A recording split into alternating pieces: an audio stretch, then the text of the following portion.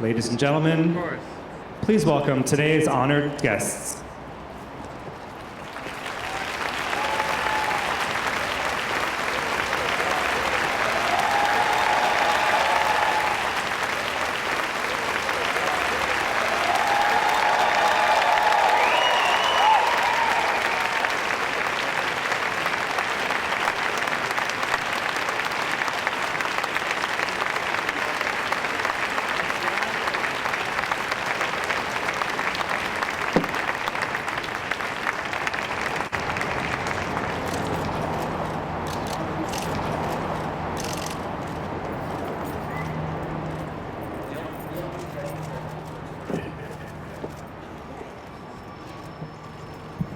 Good morning and welcome. I'm Bob Hurst, and I've had the privilege of being co-chair of the Whitney Museum of American Art. And joining me on stage today are my co-chair, Brooke Neidick, and president of the board, Neil Bloom.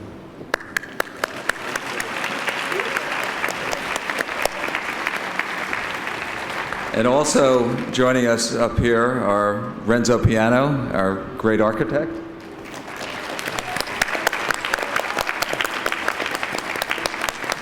our honorary chairman and granddaughter of founder Gertrude Vanderbilt Whitney, Flora Miller Biddle,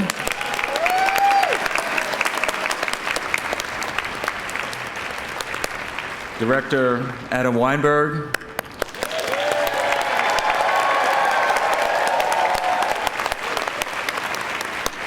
and Mayor Bill de Blasio.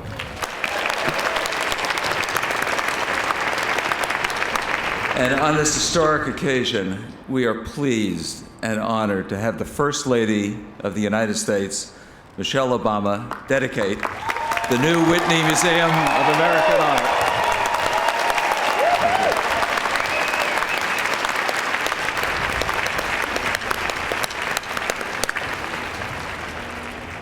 The Whitney chronicles our nation's creative cultural heritage through our defining collection of modern and contemporary American art and our risk-taking exhibitions, fostering an understanding and appreciation for the art of our great nation is central to the museum's mission, as evidenced in our innovative education programs. Mrs. Obama and the President share a deep commitment to what the Whitney most values: access to our rich and diverse heritage through the arts. As Mrs. Obama has stated, the arts are not just a nice thing to have, they define who we are as a people.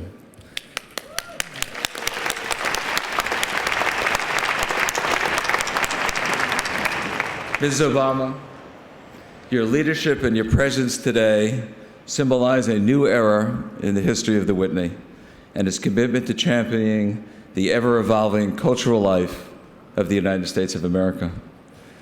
The Whitney Studio Club, our first home in Greenwich Village, was a bit more modest, that's an understatement, than the 220,000 square foot Renzo Piano building we are about to dedicate.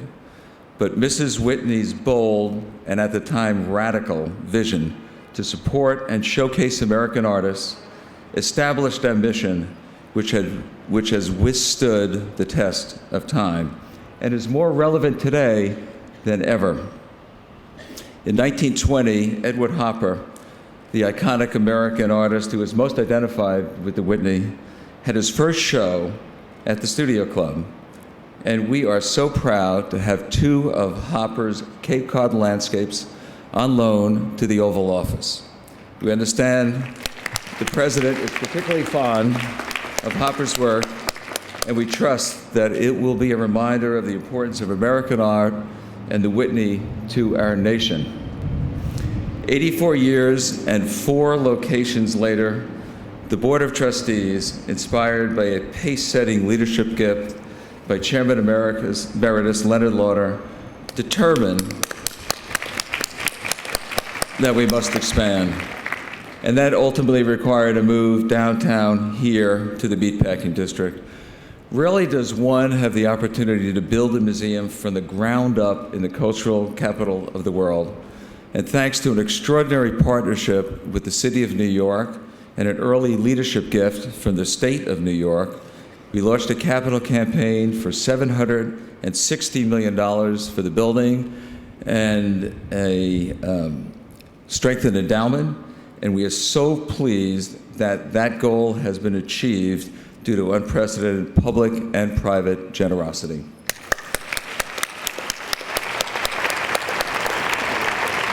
The Whitney Museum of American Art belongs to the nation and to the world, but we are New Yorkers at heart.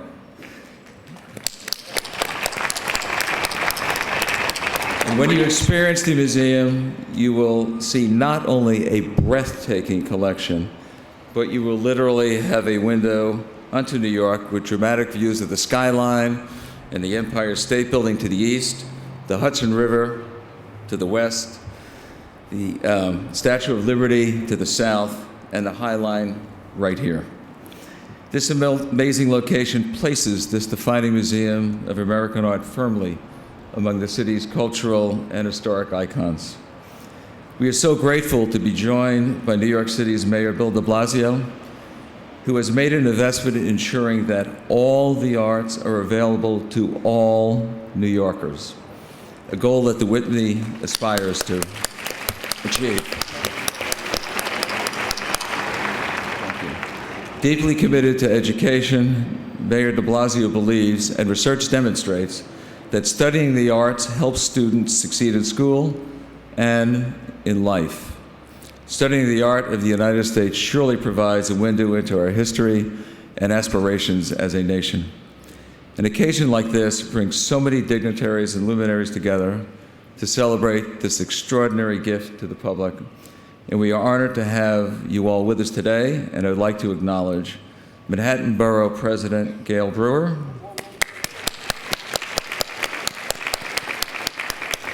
United States Congressman Gerald Nadler,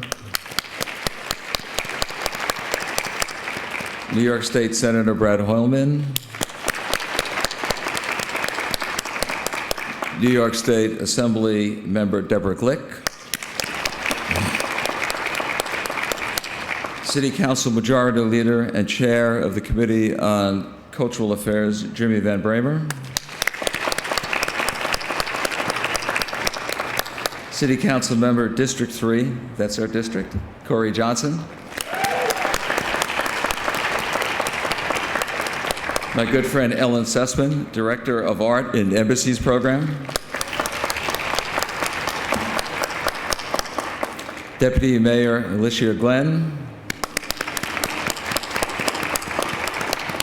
Department of Cultural Affairs Commissioner and longtime friend of the Whitney, Tom Finkelpeer. And other members of the Cuomo and de Blasio administrations. Creating the new Whitney for the artists of today and future generations took the courage and conviction and generosity of many, not least my fellow board members. I ask you all to stand. Board, please. This is an amazing, dedicated, incredibly generous group. Thank you.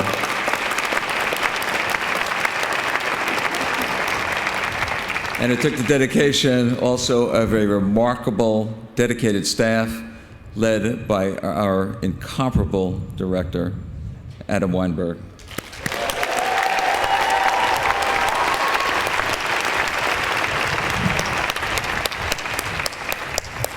Our renowned architect, Renzo Piano, shared our conviction to ensure that artists would have free rein to express and exhibit their ideas at the Whitney. Renzo has become a trusted friend and partner. The Whitney staff shared ideas, he listened. We consulted artists, he listened. But we also learned from him, and together we created the new Whitney. Indeed, it takes a good client, but it requires a great architect to achieve extraordinary public spaces. I am pleased to introduce our architect, the great Renzo Piano. Thank you.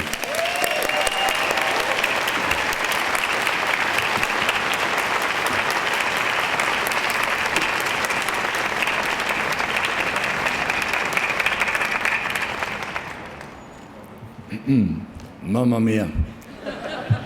What a joy.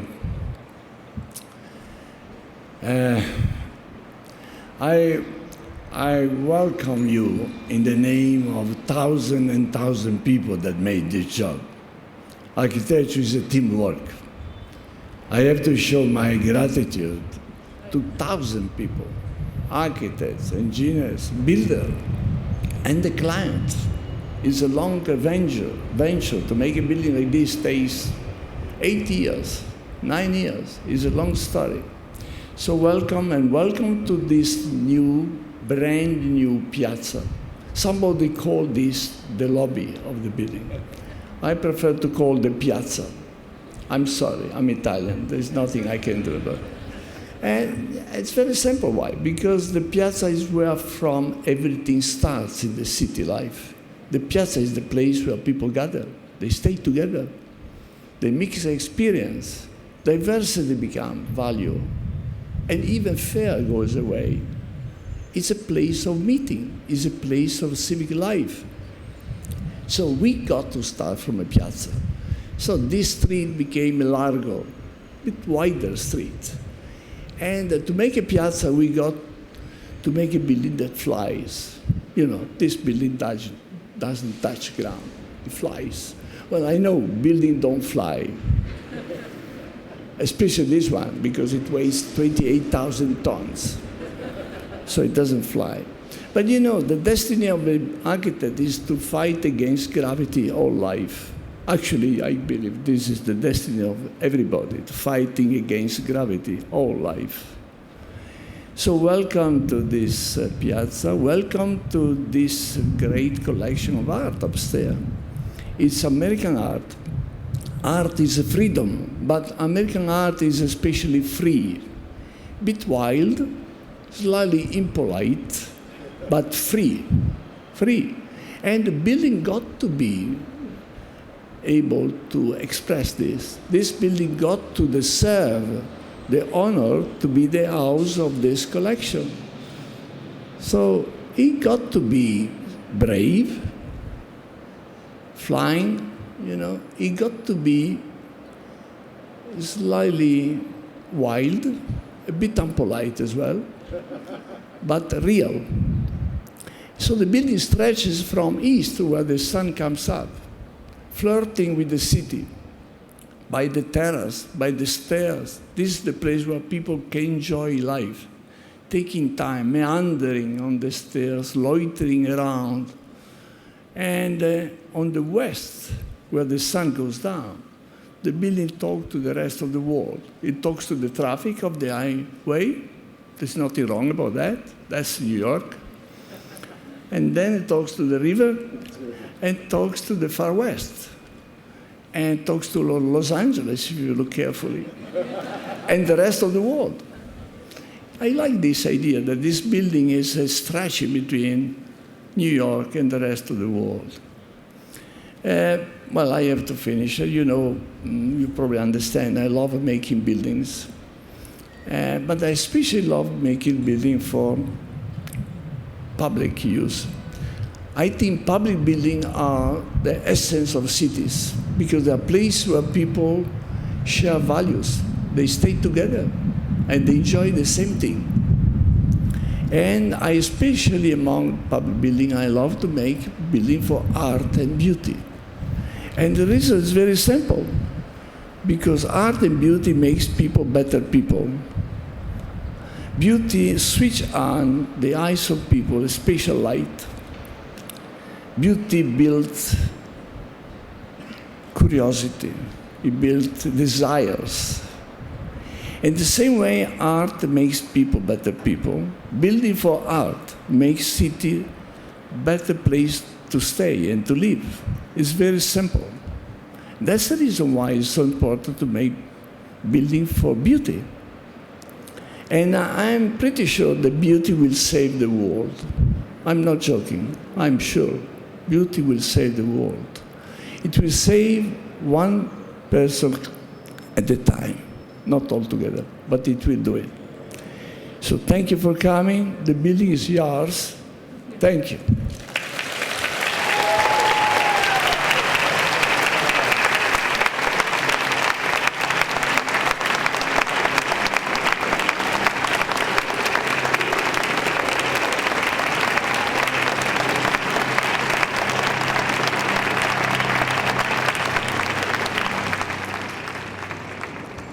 Good morning. I'm Adam Weinberg, the Alice Pratt Brown Director of the Whitney Museum of American Art.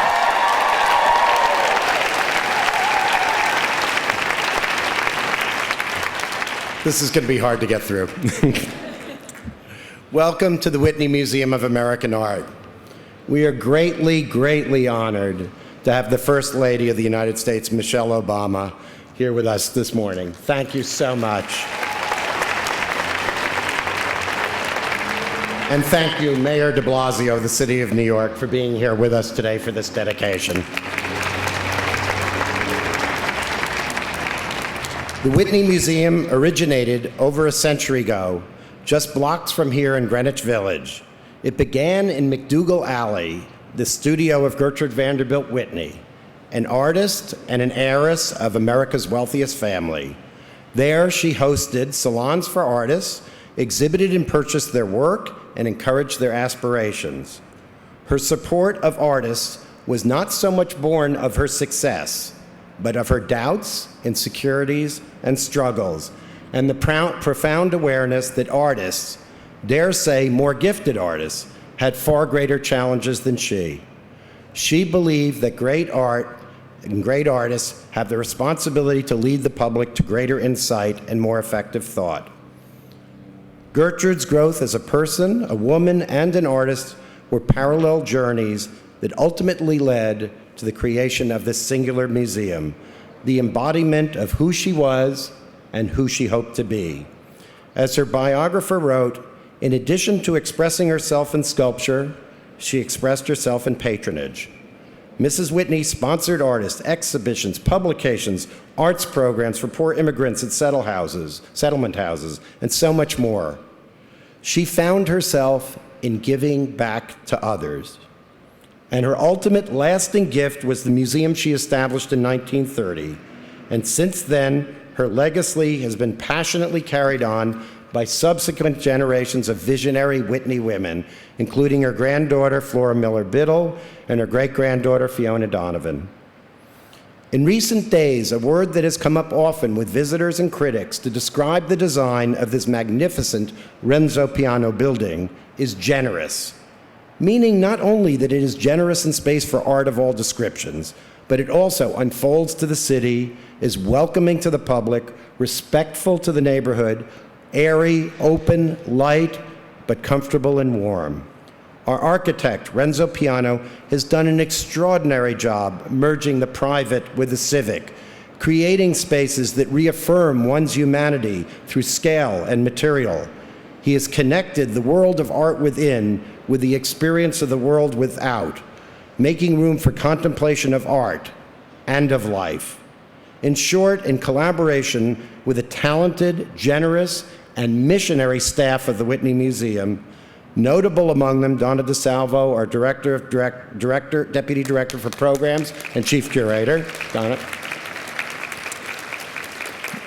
They have created a museum that exemplifies and furthers Gertrude's vision of a home for contemporary art and artists, remembering that even historical works on view were contemporary in their time and presented effectively, as the curatorial staff has done here today, can be as potent as the day they were made.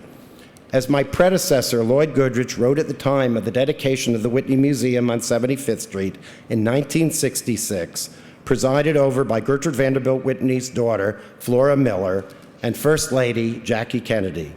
The museum should never forget that the source of art is the artist. It should respect his individuality, her individuality, and not impose a viewpoint on him or her. It should always welcome the young and the innovator, recognizing that the diversity of contemporary art, it should represent all contemporary and creative tendencies. It should eschew a narrow definition of American, disregarding foreign birth or citizenship, and accepting as American any artist resident in this country. The Whitney has always believed in the importance of the present, the capacity for artists to act in and affect the life of our times, to alter perceptions in such ways that might enable one to change the course of history. The following words of President Barack Obama are words that Gertrude Vanderbilt Whitney and the artists we champion would embrace. Change will not come if we wait for some other person or some other time. We are the ones we've been waiting for. We are the change that we seek. The Whitney Museum believes deeply in these words before they were even spoken. This too is our creed, to serve as a platform for artists who affirm that the world that we see and experience today is not all there is and not all that can be. New worlds can be imagined and created, as President Barack Obama said, now and in this time. We are here for those artists as they are here for us. Our new home was designed for and is now reconsecrated in this belief. This is our gift to our city, our nation, and the world, as it was in Gertrude Vanderbilt Whitney's in her time. The gift was made possible by so many, particularly the Board of Trustees of the Whitney Museum, led by Bob Hurst, Brooke Neidick, and Neil Bloom. They and many generous individuals believed when others said it could not be done, persevered when the obstacles appeared, and supported when others were hesitant to give, and trust me, they were. All of us here today, and those who will visit for decades to come, can be grateful to these extraordinary people. Now it is my great pleasure to introduce Mayor Bill de Blasio. Mayor de Blasio is committed to leaving a lasting arts legacy in this city. Last summer, and not long after entering office, the mayor stood proud with Comptroller Stringer and School Chancellor Farina to announce a $23 million increase in arts education support for New York City public schools. Bravo.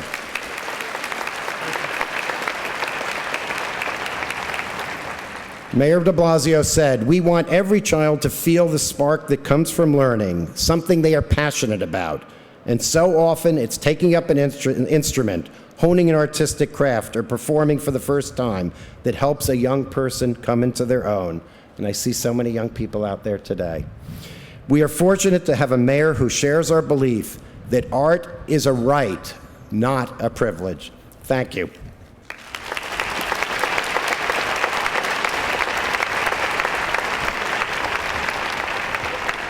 Thank you so much, Adam. Adam is quite evidently, for all who know his work and all who know him personally, he falls into that special category, force of nature. And I think we have seen it in this lead up to this great moment. So I think you don't get to a day like this without extraordinary energy and focus and leadership. Let's thank Adam for all he has done.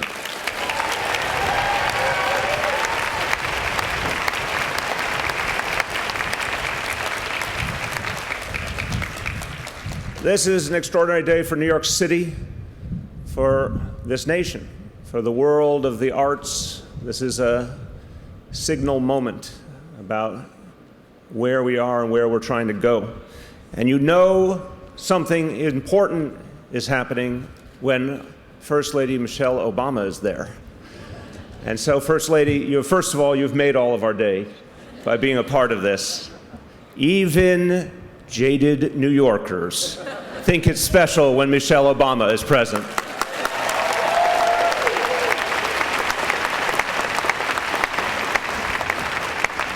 And First Lady, what I appreciate among many things about what you've done for our nation is you have made clear we have to think about the development of our people, particularly our young people, their development, their emotional development, their health, not just physically, but their mental health as well, which you've focused on, and we thank you for that.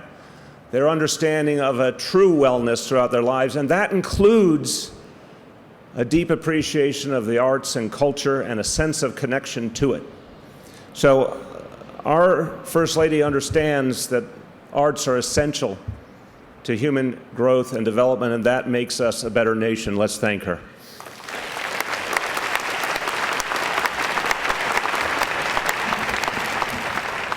But I'm not done being starstruck.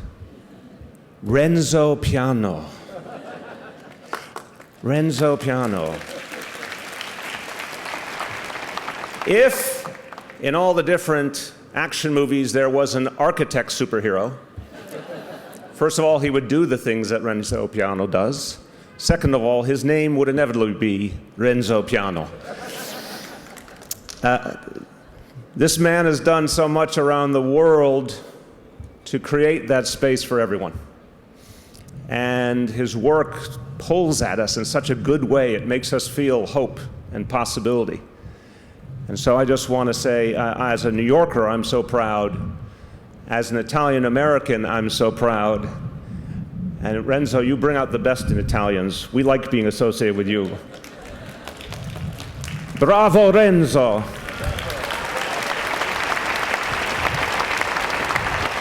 Che bella piazza. Thank you to all the great leaders of this institution who worked so hard, did so much to bring in the resources and the support to navigate everything it took. And we should thank them all. Board of Trustees President Neil Bloom, Co-Chair Bob Hurst, and Co-Chair Brooke Garber-Neidick. We thank you deeply.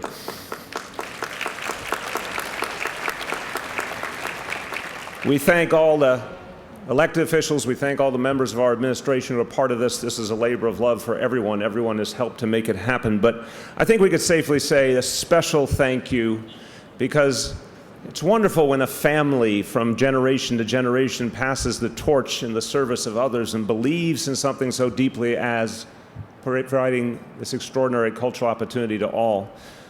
Flora, you are part of a great tradition. You're upholding it. You're deepening it. The next generation is taking it up, and that makes us all feel hope. Let's thank Flora.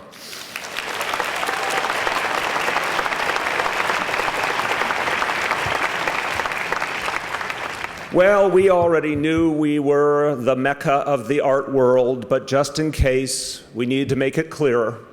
This museum does it, and as New Yorkers, we are extraordinarily proud. We're proud that people from around the world come to experience our cultural life. 56 million plus last year came to the city, and the vast majority of them came, in part at least, to experience our extraordinary cultural institutions. I particularly love that this museum's origins are in something so powerfully typical of our city. Think about Greenwich Village, 1907. Ideas being thought far from the mainstream, far over the horizon.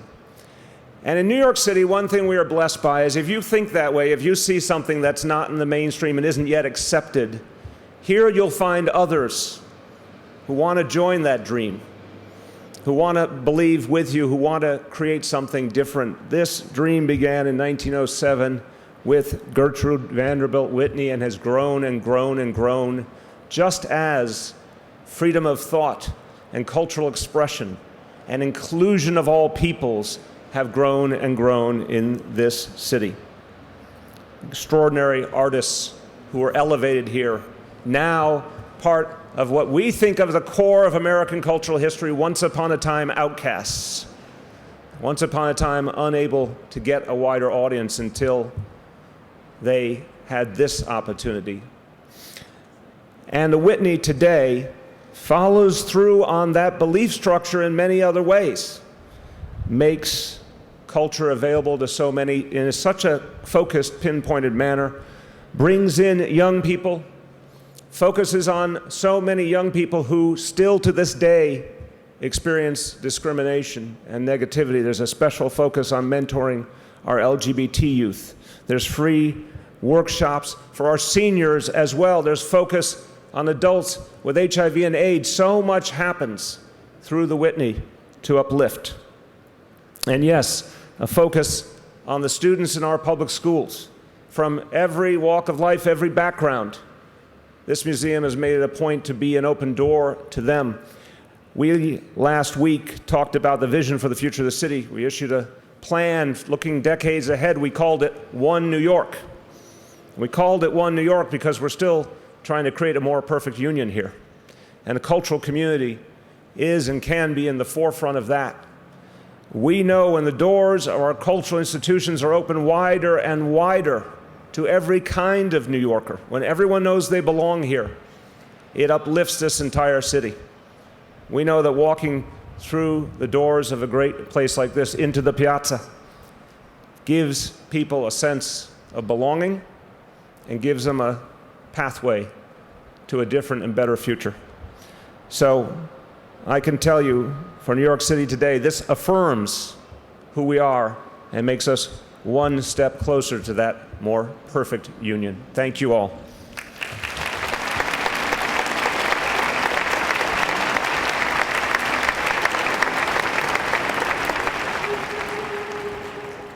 It's now my great honor and joy to introduce my friend and my muse, with all due forgiveness to my wife, Lorraine, the honorary chairman of the Whitney Museum of American Art, Flora Miller Biddle, the granddaughter of Gertrude Vanderbilt Whitney, who herself led this museum for many years and has made an indelible impact on its collection and culture and the upholding of its ideals. Flora, please join us.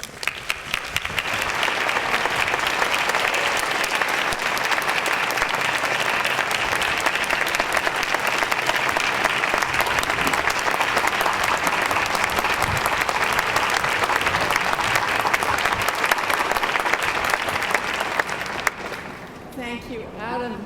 Thank you all. I am elated to be here today to celebrate the beginning of a new era for the Whitney Museum of American Art, which has occupied such an essential place in my life. My warmest congratulations to Adam and the entire staff of the Whitney, to the board and donors, to Renzo, and to everyone who made this dream come true. In 1907, my grandmother, Gertrude Vanderbilt Whitney, first showed the work of her fellow artists in her Greenwich Village studio. Few came at that time to see the work. For most collectors, European art was all that mattered. As an artist, a sculptor, she was passionately determined to get commissions herself and also to build audiences for American art, of whose excellence and importance she was convinced. She struggled hard to achieve both ideals.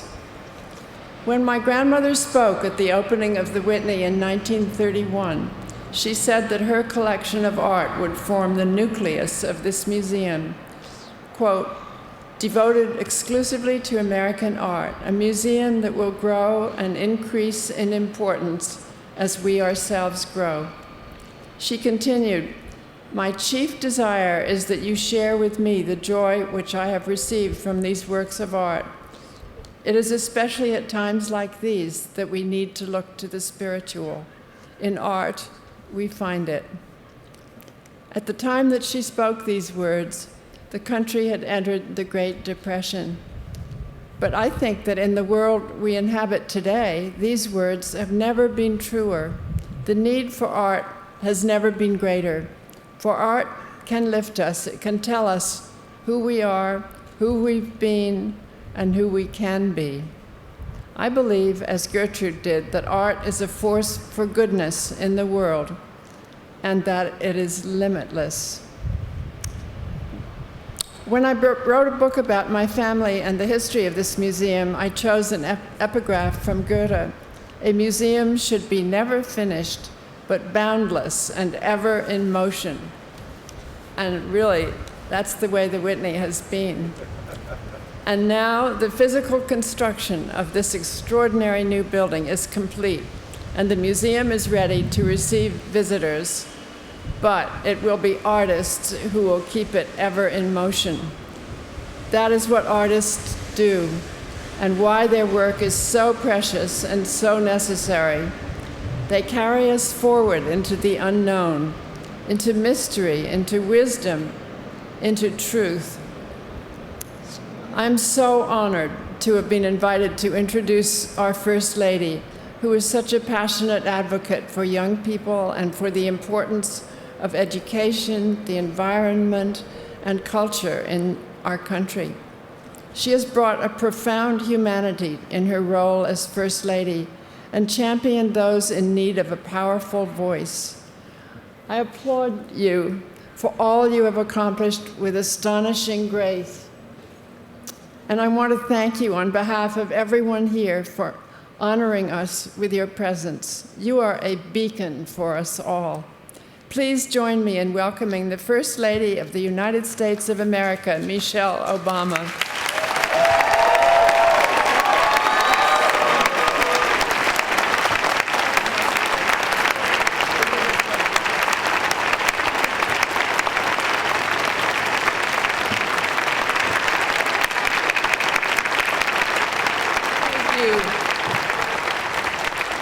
Thank you, everyone. Good morning. Is it still morning? Let me just say, it's a privilege for me to be here today in this beautiful new space for this great American museum. It is truly an honor. And I want to start by thanking Flora, not just for that very generous introduction, but for her family's extraordinary commitment to American art over so many years. And she is a joy to us all, a gift. And we are so grateful to her, to her entire family. I also want to recognize Mayor de Blasio for his leadership and his passion and for joining us here today. Absolutely. And I took a very brief tour, too brief, Adam, so I'm coming back. And I fell in love with the building. It is an amazing space, but I love it even more after Renzo Piano talked about it. Doesn't he just make you love the building even more? The piazza? What a gift. Thank you so much. But more importantly, I want to thank all of you for everything you've done to bring us to this moment.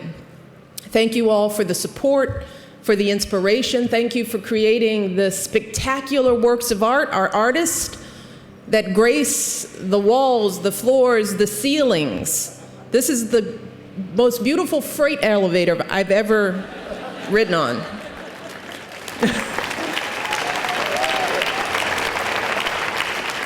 Just about every space in this museum is magnificent. And that's really one of the joys of this new building, so brilliantly designed by Renzo Piano. The variety of spaces it has for artists to engage and experiment and truly have their work be seen. So I really can't think of a better theme for this inaugural exhibit than America is Hard to See, because that title isn't just a statement of fact.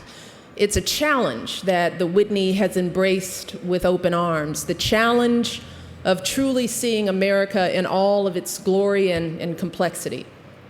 With this exhibit, all of you at the Whitney, the staff, everyone here, all the artists have asked the question, how can we truly fully witness the melting pot of cultures and sensibilities and struggles that make America unlike any other country on earth? This is a bold, very hard question. And this exhibit isn't trying to provide any kind of definitive answer. Instead, it's doing something even more important. It's inviting us to answer this question for ourselves. Each of us reflecting and rethinking our assumptions as we walk through these galleries. And I think that will be an incredibly powerful experience for anyone who comes here to visit. But it will be particularly powerful for our young people. You see, there are so many kids in this country who look at places like museums and concert halls and other cultural centers, and they think to themselves, well, that's not a place for me. For someone who looks like me, for someone who comes from my neighborhood. In fact, I guarantee you that right now there are kids living less than a mile from here who would never in a million years dream that they would be welcome in this museum. And growing up on the south side of Chicago, I was one of those kids myself. So I know the feeling of not belonging in a place like this. And today, as First Lady, I know how that feeling limits the horizons of far too many of our young people. And that's one of the reasons why Barack and I, when we first came to Washington, we vowed to open up the White House to as many young people as possible, especially those who ordinarily wouldn't have a chance to visit. So just about every time we host any kind of cultural event, a concert or performance, we ask the performers to come a few hours early and host a special workshop just for our young people. The message we're trying to send is simple. We're telling our young people the White House is your house. You belong here just as much as anyone else in this country. We're telling them, make yourselves at home in this house. Be inspired by the artists and performers you see and start dreaming just a little bigger. Start reaching just a little higher for yourself.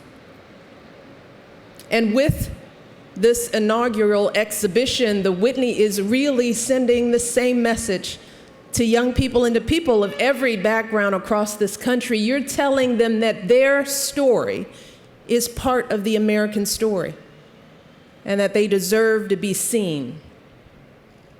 And you're sending that message not just with the art you display, but with the educational programming you run here. You're reaching out to kids from all backgrounds, exposing them to the arts, showing them that they have something to contribute. One of those young people said this about the Whitney, and this is a quote we pulled. It said, having gone through the program, I felt like the museum is home to me. Even if I've never been to a particular museum before, I just know how to be in this space. Another young person going through one of the programs said, I could rise above the negativity I saw around me every day within my community. Because of the work that you do here, that's the impact you're having on kids every day. And in the end, that's why I'm here today. And I know that's why we're all here today. I'm here because I believe so strongly in that mission. And because I think that every cultural institution in this country should be doing this kind of outreach and engagement with our young people every single day. So what I want to ask those out there watching, absolutely, if you run a theater or a concert hall, make sure you're setting aside some free tickets for our young people. If you run a museum, make sure that you're reaching out to kids in struggling communities, invite them in to see those exhibits.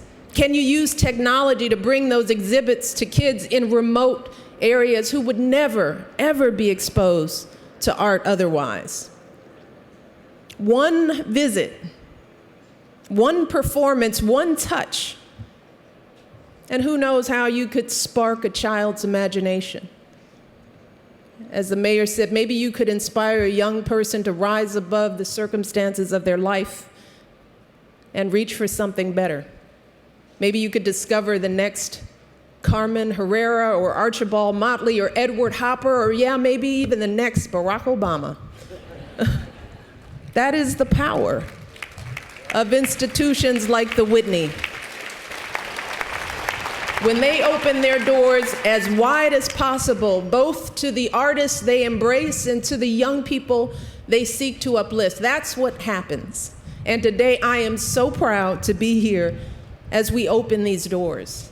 I am so grateful to all of you, to the donors, to the board, to the staff, to the artists, to everyone here, to the skeptics. Thank you for making this day possible. And I truly cannot wait to see the impact this extraordinary museum will have in the years ahead. So thank you so much. Congratulations. And with that, it is now time for the ribbon cutting ceremony. Congratulations again.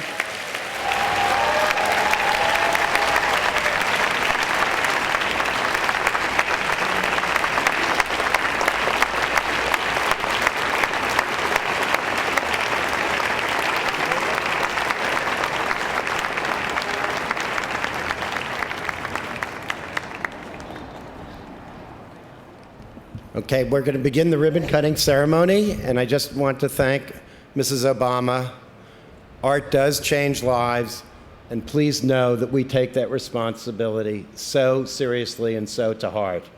We're here for not just the people of New York, but for the people of the country and the people of the world. So if you have your seats, the ribbon ceremony will take place.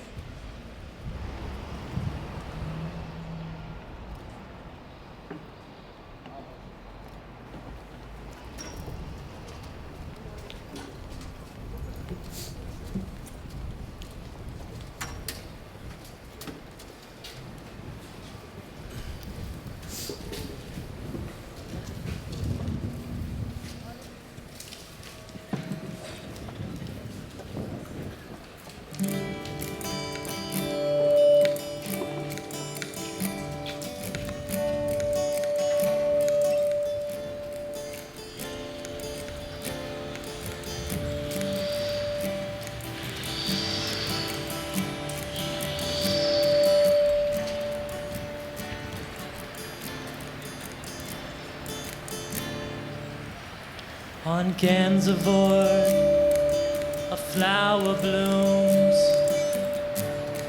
rising from the cobblestones.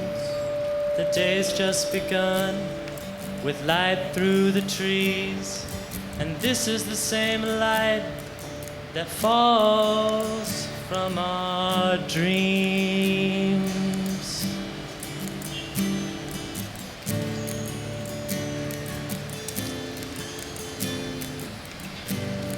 And it's a Whitney dedication, and it's a Whitney celebration.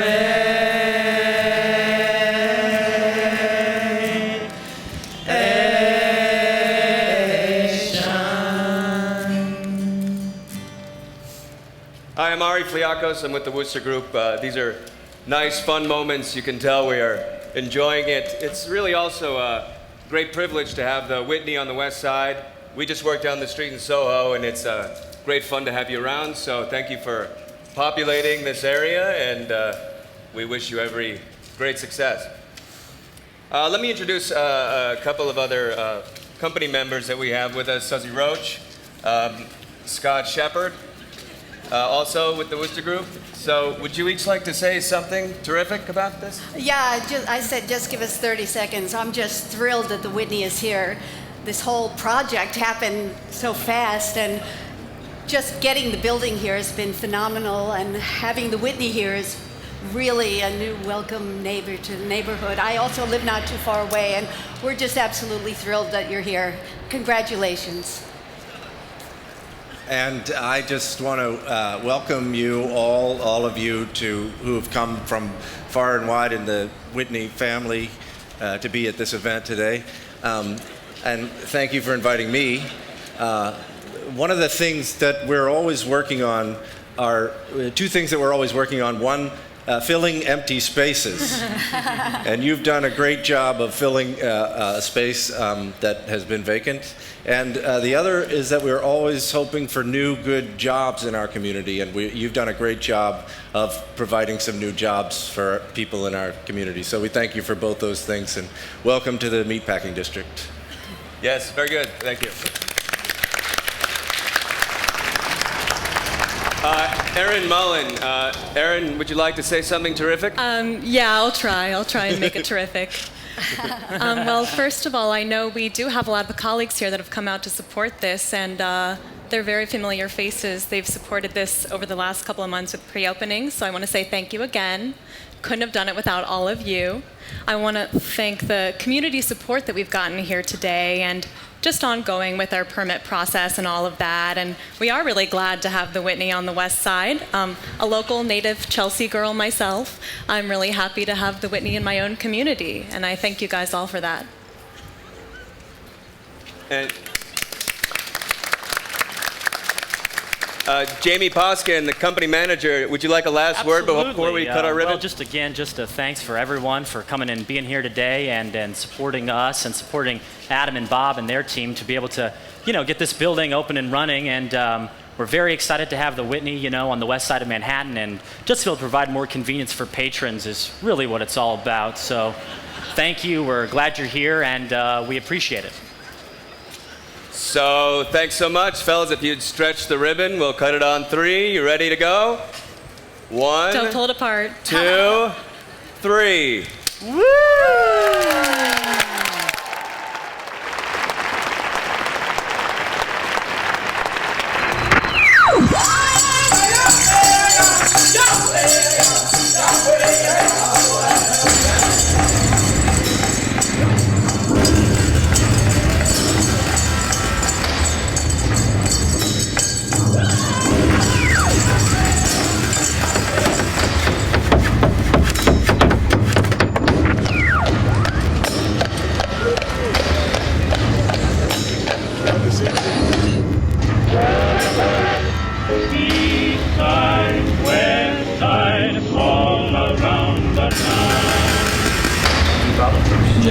The entrepreneurial spirit that fuels our city. I shall do everything I can with with all my energy. What a success. We wouldn't have any American economy without the automobile business. It's a very vicious cycle. Don't let that man fool you. You've got to get out of here. We don't care where you go. Keep New York City a place for everyone. In brilliant cold sunshine, a dream becomes a reality. The 21st century, what will it be like?